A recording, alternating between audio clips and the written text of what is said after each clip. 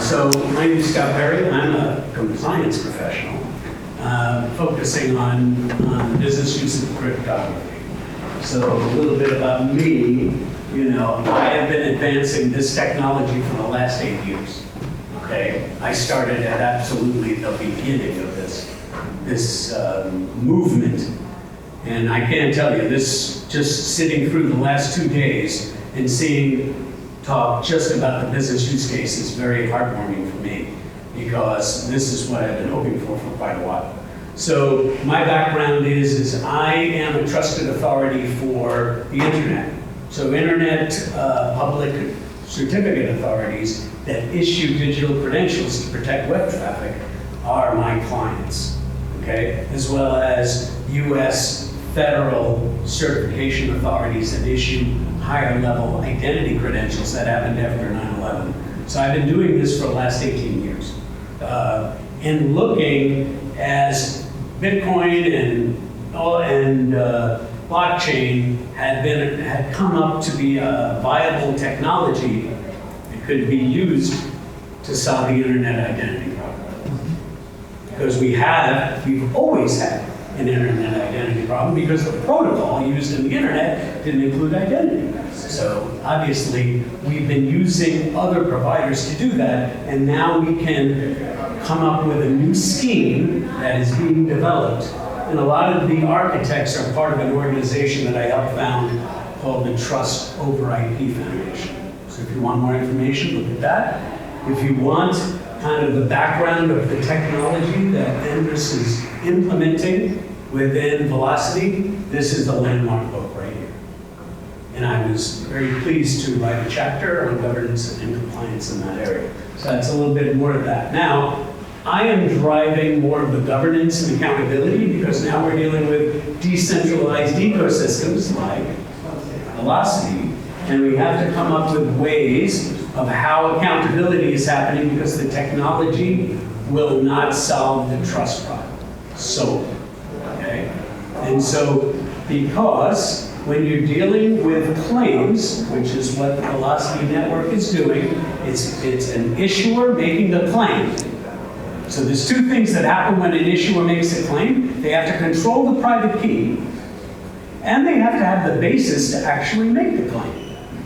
Sometimes they can lie. They could just sign something that's not truthful, okay? And that requires accountability and audit and accreditation, so to speak, because that's not a technology solution. So what we're going to talk about is what Velocity Network has added to the accreditation in their network of notary issuers to create that level playing field, to raise the level of assurance in total with the network. When you work with Velocity Network and you're working with a notary issuer, they have gone through a minimum bar demonstrating that they have viable processes that's equatable, that you could rely upon.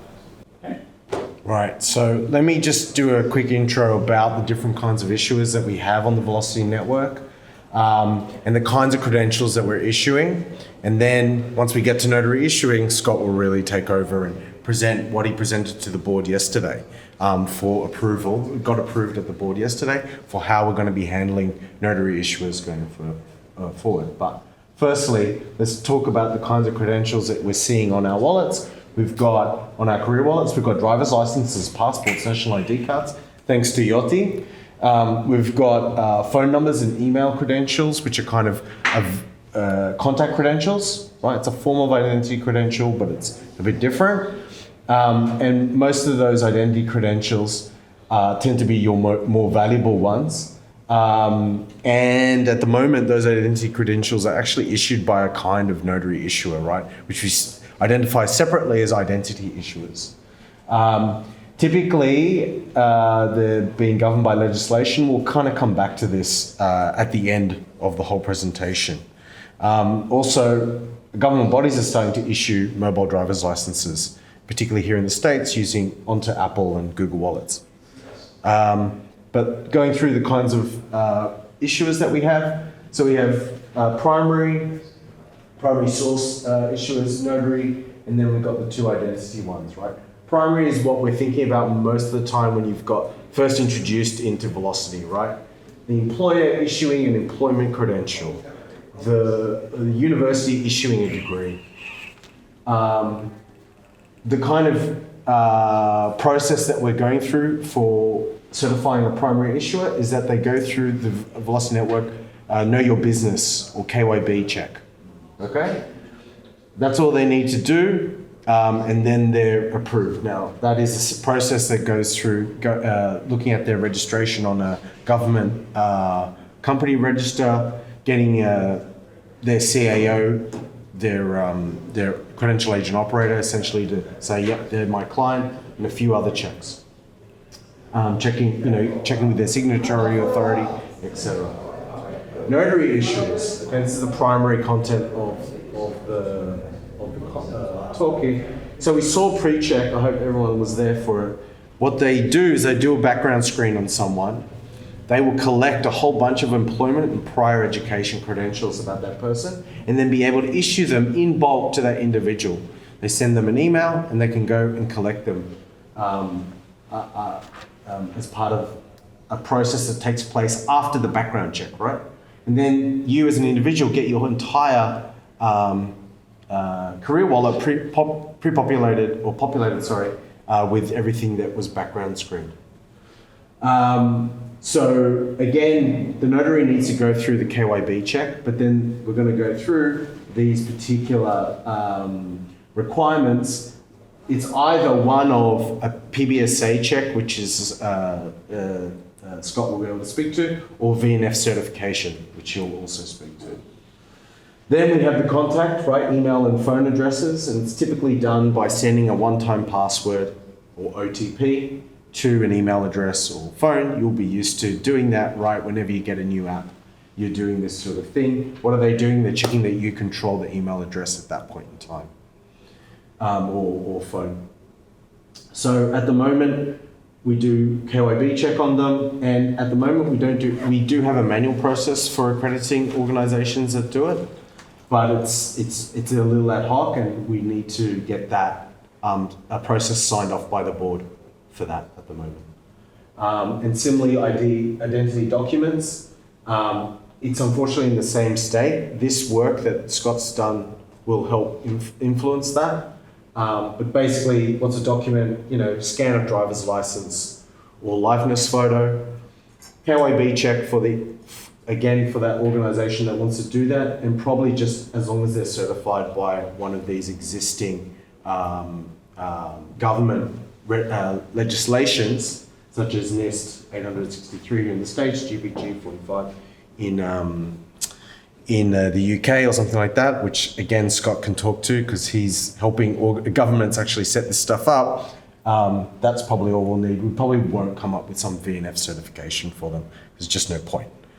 Oh, no, that's not for now. All right, Scott. I think I'm gonna go past or blow through at least some of these credentials. So the key thing that's being addressed in the marketplace is digital identity.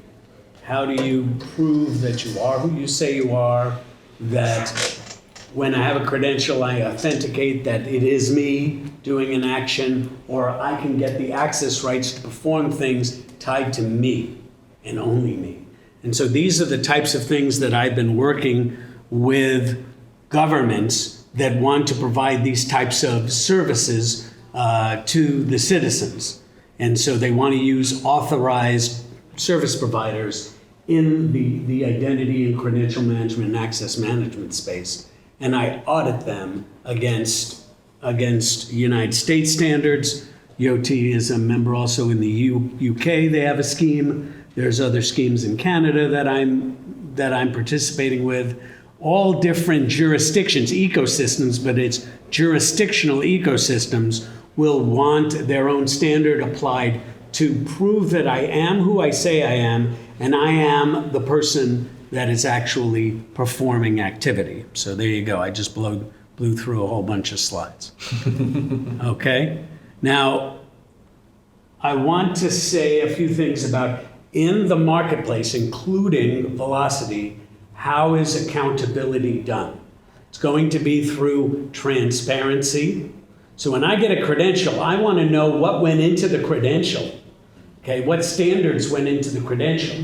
And that has to be what we call as part of a governance framework, a set of rules that has been established to say, when you get this credential, this went into it. This is how much assurance you can have for your context, whether it's for a job situation. Because when you get, for example, a driver's license, that they issued you the driver's license not for identity. They issued it so you could drive on the roads. It's just being used in another context. And the TSA wants to know, okay, what went into getting that credential so that I can use it in the purpose of going past the security line, okay? So in the United States with Real ID, they want you to be, there's a citizen check, and there's an address check and other things that are viable for that context. And so to come up with the context, you have to identify first what the risk is.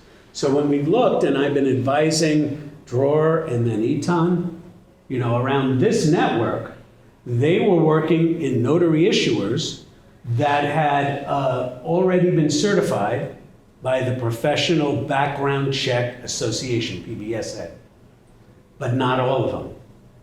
So the thing is, come up with a level playing field for those that are not PBSA certified, because that's a US-based organization, and it is not required. You can be a background check company and not have that accreditation. So that's a hole in the entire network. So what Dror did is identify the risk associated with that, okay, around having potentially rogue, quote unquote, rogue notary issuers, and try to come up with a lightweight set of requirements that would be enacted against these notary issuers to bring them up to an acceptable level on par with all of the other notary issuers. And so they've come up with a audit and accreditation plan.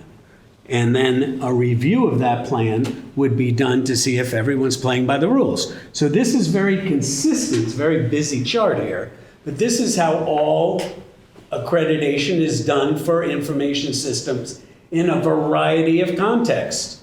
We have some set of rules that's set up, and we create the requirements for a role, in this case notary issuers, to demonstrate that they are meeting that requirement by providing evidence and walkthroughs of their systems and policies to an independent qualified third party that's accredited, and which creates a compliance report and say if there's any nonconformities and how do we address the nonconformities. We either don't let them operate in the plan, or we say you can operate, but you need to fix these things in a time-sensitive way.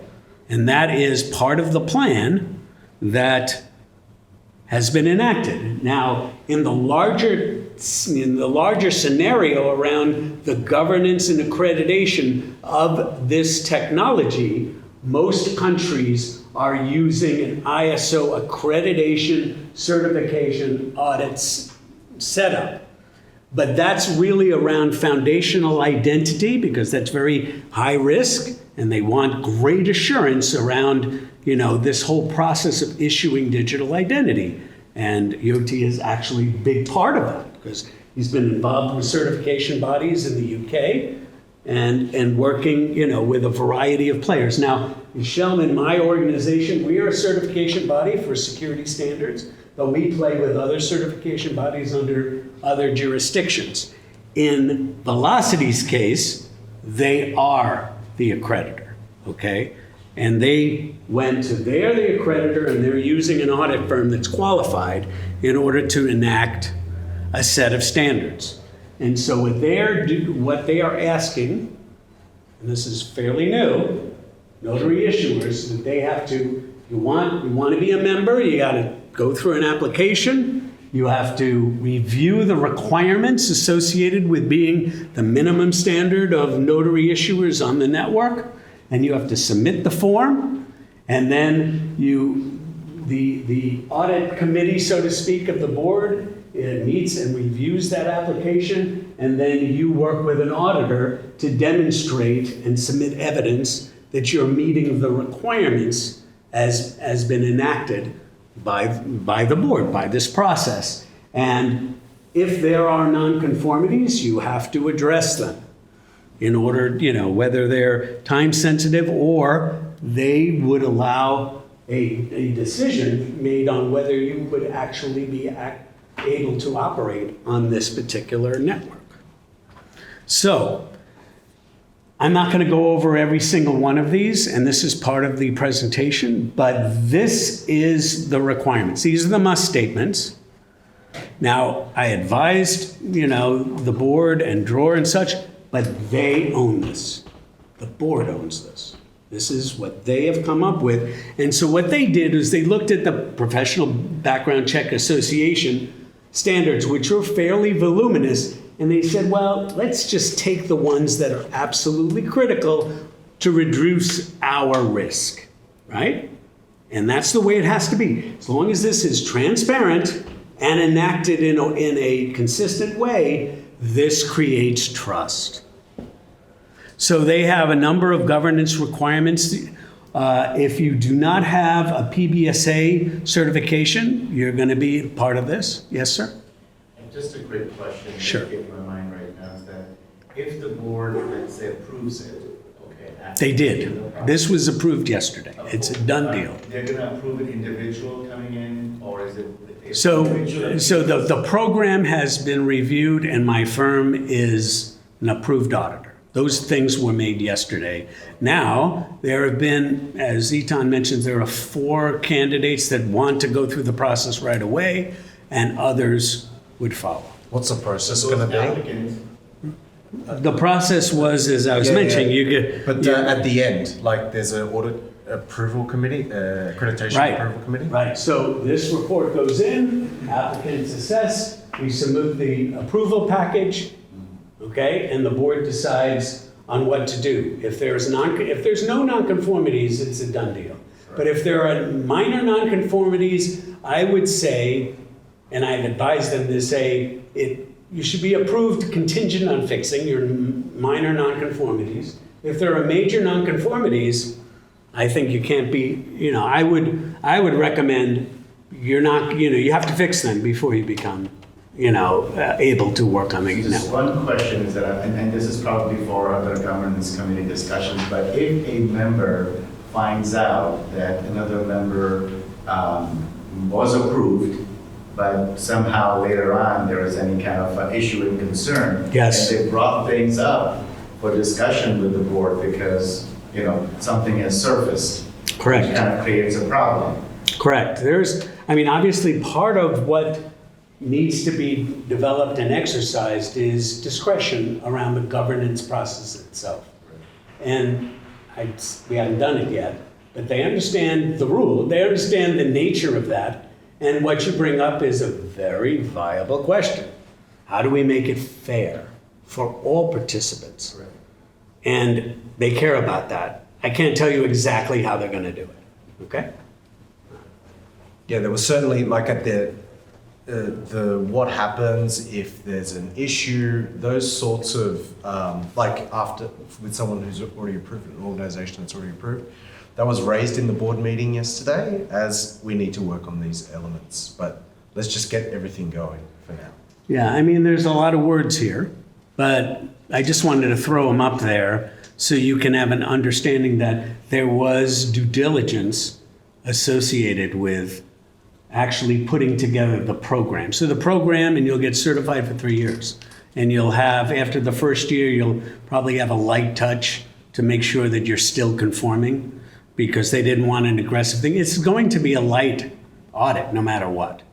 There are the requirements. Here are the requirements.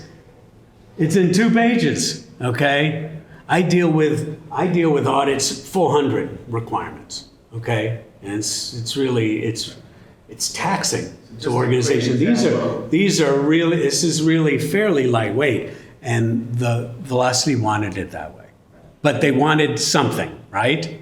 So I think it's a fair compromise to give them the level of assurance that's needed when you work with a notary issue on the network. An example that comes to mind is that FBI sting about the Nightingale, about the education institutions in Florida. Right. In nursing education, that's why we are involved quite a bit with the FBI on it. If, let's say, they were a certified issuer, right, that school, issuing credentials and all that stuff, then if we find out that, FBI says, okay, you're in trouble. Yeah. Right. So things like that would have to be brought back to the board and they have to Definitely. make a decision in light of all of this. Maybe you are not. Right. So final say on this is this will not prevent issues. It won't. It will, we're mitigating the risk to an acceptable level, not eliminating it. Right. To eliminate it, I'd have 100 controls, 200 controls, right? And that's too onerous, really, for the risk level. So, And also, this point was raised on the board yesterday as well, of like, what do we do if that's the case? If we have fraudulent credentials being issued, discovered after the fact. Correct. Technical capabilities that are required to be added to the network to support such a use case is part of it. And obviously a process. How's it fair and equitable for that party that's under suspicion? Right. I mean, All first there's TBD. suspicion and then there's conviction. Right. In the FBI too. right. Yeah. So I'm pretty sensitive, and I think that they Oh, they asked wanted for everyone three? to get together, and all of you. Okay, so probably I'll wanna breeze get through this, but basically we're working on contact for those contact credentials such as email and password to come up with something that the board will approve as well, and ideally aim for automatic accreditation for those.